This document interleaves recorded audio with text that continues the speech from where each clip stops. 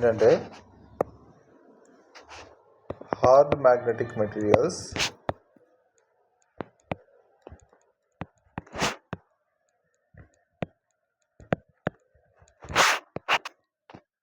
Soft magnetic materials.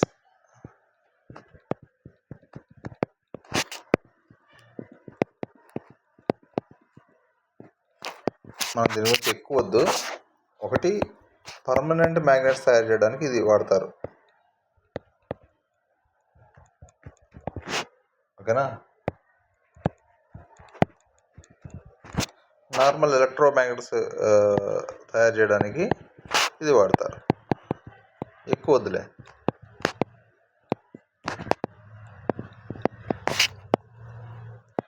ఓకేనా. ఇంకోటి, ఇది ఎలా తయారు చేస్తారంటే బాగా హీట్ చేస్తారు, సడన్గా కూల్ చేస్తారు. సో అలాంటి ప్రాసెస్లో దీన్ని తయారు చేస్తారు.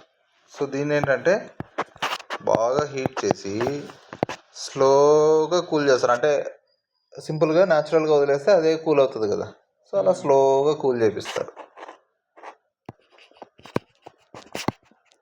అలా చేస్తే సాఫ్ట్ మ్యాగ్నెటిక్ మెటీరియల్స్ తయారవుతాయి.